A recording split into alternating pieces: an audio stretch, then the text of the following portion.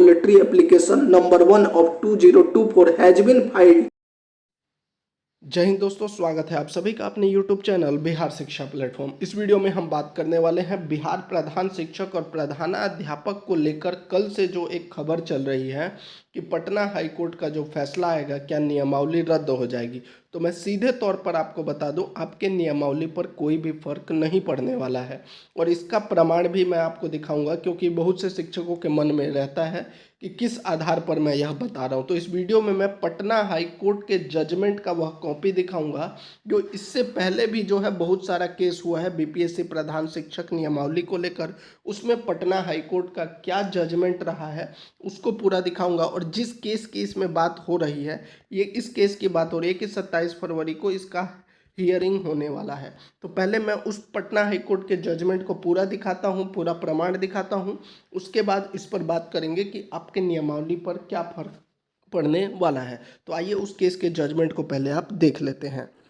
तो कोर्ट का जो फैसला है वो आपके सामने है। देखिए, ये जो है पेटिशनर्स के नाम है, ये जितने भी नाम हैं ये सब जो है आपके नियोजित शिक्षक हैं। इन्होंने जो है कोर्ट में रीट दायर की थी कि इनका जो है पदोन्नति के द्वारा जो है प्रधानाध्यापक बनाया जाना था, लेकिन अब जो है जो नियमावली है, जो 2020 की नियमावली जिसमें पदोन्नति का जिक्र किया गया है, उसके आधार पर इनको पदोन्नति नहीं मिल रहा है और सरकार जो है वो बीपीएससी की परीक्षा के द्वारा जो है हेडमास्टर और हेड टीचर की नियुक्ति की जा रही है। तो इसमें जो हेडमास्टर को लेकर कहा गया है उसको देख लेते हैं। ये चौथा पॉइंट जो है पूरा देखिएगा तभी आप समझ पाएंगे। देखिए चौथा पॉइंट क्या है, पहले इसको पूरा पढ़ेंगे, उसके बाद इसका हिंदी में भी मतलब आपको बता देंगे। The learned senior counsel submits that IA मतलब interlocutory application number 1 of 2024 has been filed where a prayer has been made to restrain the respondent from filling the post of headmaster in Rajkiya project Kanya and Utkramish secondary and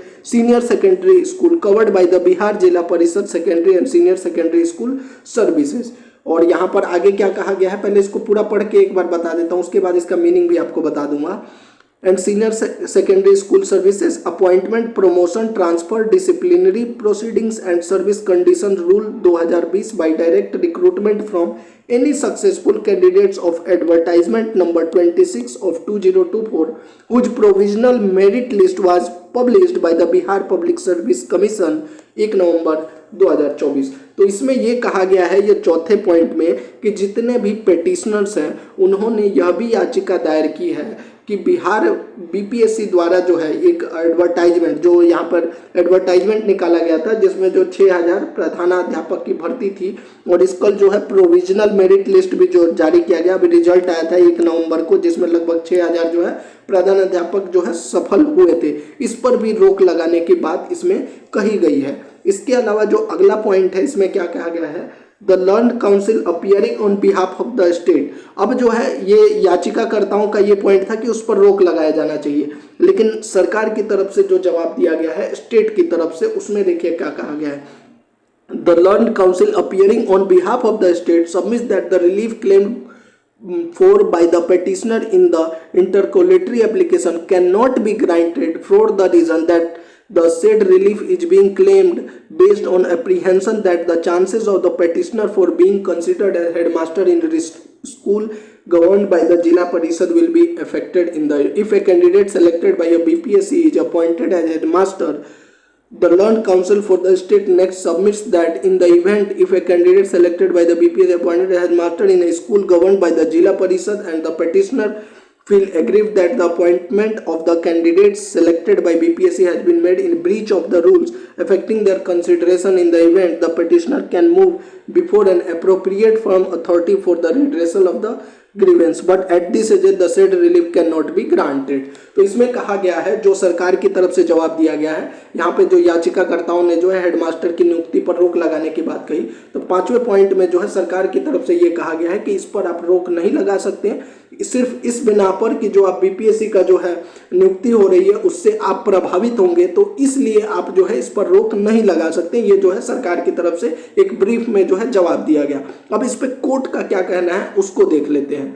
यहाँ पर देखिए 7वां point जो है, the relief claimed however the relief claim in the writ application is only for considering the case of petitioner for promotion to the post of headmaster providing they are fulfilling the eligibility criteria in terms of the rules for which they have represented before the in charge headmaster of the concerned schools, and the in charge headmaster of the concerned school have forwarded their application to the deputy development commissioner cum chief executive officer जिला परिषद Aurangabad for considering the case of the petitioner as would manifest from annexure P3। तो यानी कि यहाँ पर clearly ये कहा गया है कि जो आपका प्रमोशन को लेकर जो है उस पर रिलीफ दिया गया है, यानी जो नियोजित शिक्षक हैं उनको जो है प्रमोशन का लाभ मिलना चाहिए, पदोन्नति का लाभ मिलना चाहिए। अगर उन्होंने जो है यहाँ पर जो है जो रिक्वायरमेंट आपका 2020 का नियमावली है उसको वो फुलफिल कर रहे हैं तो उनको पदोन्नति का लाभ मिलना चाहिए। और जो deputy development commissioner cum chief executive officer है उनको यहाँ पर कहा गया है, ये 10वां पॉइंट में दिखा देते हैं जो फैसला है। After hearing the learned counsel from the party the writ application is disposed of which a direction to the, यहाँ पर डायरेक्शन मतलब बताया गया कि deputy development commissioner cum chief executive officer को कहा गया है कि अगर ये नियोजित शिक्षक है जो योग्यता है उसको फुलफिल करते हैं तो आप इसको जो है सॉल्व कीजिए, इसका निपटारा कीजिए। लेकिन इसमें कहीं भी जो है जो करेंटली बीपीएससी हेड टीचर या हेडमास्टर की नियुक्ति जो है इससे प्रभावित नहीं होगी, उसको जो है रिलीफ नहीं दिया गया है। इसमें मैंने आपको पूरा, अब देखिए इसका अगर आपको पूरा पीडीएफ चाहिए तो वो जो है आप टेलीग्राम से ले लीजिएगा, लेकिन जो मेन चीज था वो मैंने आपको बता दिया। तो जितने भी शिक्षक कमेंट करके पूछ रहे थे इसका क्या प्रभाव पड़ेगा, इसका उस पर कोई भी प्रभाव नहीं। तो अब जो वर्तमान में जो केस चल रहा है जिसकी कल सुनवाई होने वाली है उस पर बात करते हैं। तो देखिए ये जो वर्तमान में जो केस है जिसकी कल सुनवाई होगी यह केस भी कुछ इसी प्रकार है जो मैंने आपको पिछला दिखाया, पूरा केस का जजमेंट दिखाया कि नियोजित शिक्षकों ने जो पदोन्नति को लेकर अपना पॉइंट रखा था कोर्ट में कि उनका जो है पदोन्नति होना चाहिए, लेकिन जो है आयोग के द्वारा जो है वैकेंसी निकाली गई है और प्रधान शिक्षक और प्रधान अध्यापक को नियुक्ति के लिए कहा गया है।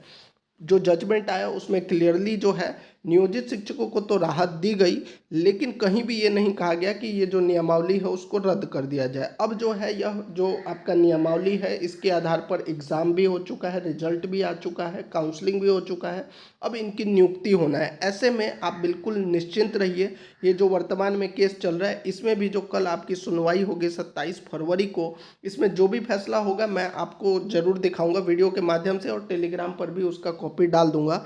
लेकिन जो शिक्षक परेशान हो रहे हैं कि इसमें क्या होगा, इसमें कोई दिक्कत नहीं है, आपकी नियमावली पर कोई असर नहीं पड़ने वाला है।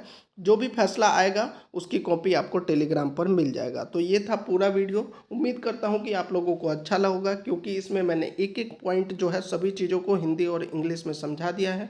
वीडियो अच्छा लगा हो तो चैनल को जरूर सब्सक्राइब कर दीजिएगा, वीडियो को लाइक और शेयर कर दीजिएगा। आपसे बस इतना ही रिक्वेस्ट है, वीडियो को ज़्यादा से ज़्यादा शेयर किया कीजिए। जय हिंद।